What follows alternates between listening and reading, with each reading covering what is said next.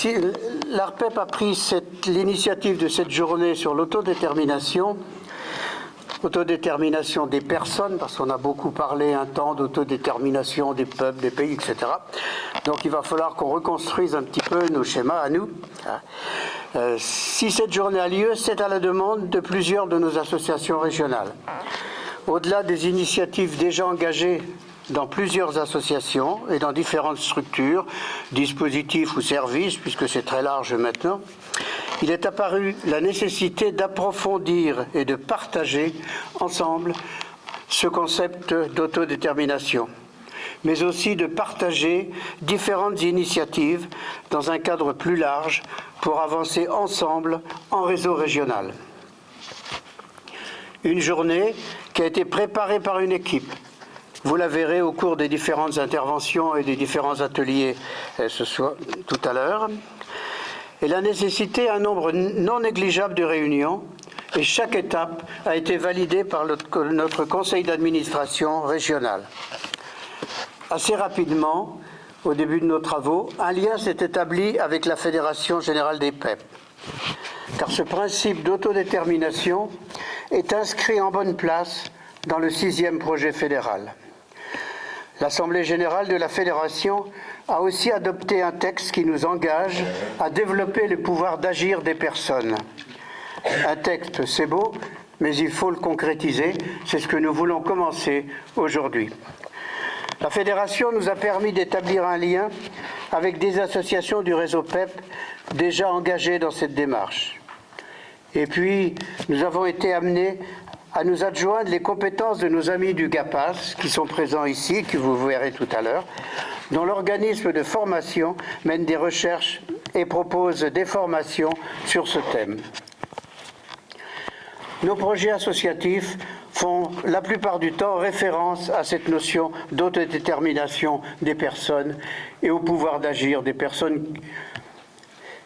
Cette référence à l'autodétermination va bientôt faire l'objet d'une obligation dans tous les textes, dans tous les projets des structures, dispositifs ou services. Mais que mettons précisément derrière ce concept? Et quelles conséquences pour les pratiques professionnelles et nos organisations associatives? Je vais essayer de nous emmener un peu plus haut, mais nous redescendrons sur terre tout à l'heure. Le rien pour moi sans moi que l'on prête aux personnes me semble assez bien contenir toutes les interpellations qui vont en découler. Interpellations pour les pratiques des professionnels qui sont à leur côté, mais aussi pour les décideurs que sont les responsables associatifs qui orientent les stratégies associatives. Est-il aujourd'hui possible de faire encore sans les personnes concernées ou leurs familles pour les plus jeunes? Nous allons soulever au cours de cette journée des pistes de travail et des questions auxquelles personne n'échappera.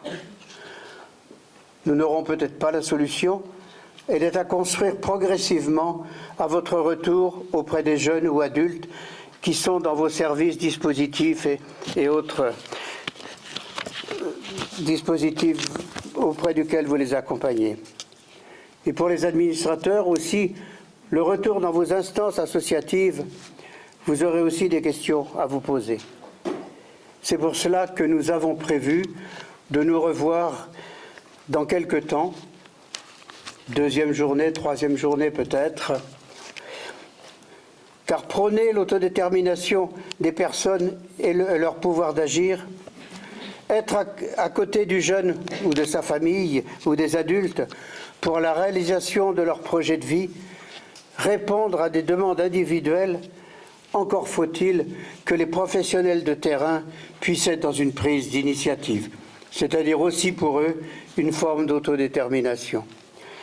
Une prise d'initiative indispensable pour répondre à des situations qui seront autant diversifiées qu'il y aura de personnes, avec en plus certaines prises de risques qu'il nous faudra tous assumer. Sans cela, il n'y aura pas d'autodétermination. Il est évident qu'on ne pourra pas être ou plus être dans un management où l'on verrouille tout auprès des équipes. Sinon, je ne vois pas comment ils pourront exercer cette nouvelle facette de leur métier. Et puis, il y a le poids de la réglementation qui doit interpeller les différents rédacteurs des lois, décrets et circulaires, mais aussi le poids de notre culture dans une société très axée sur la protection et la sécurité. Nous n'avons pas de solution clé en main.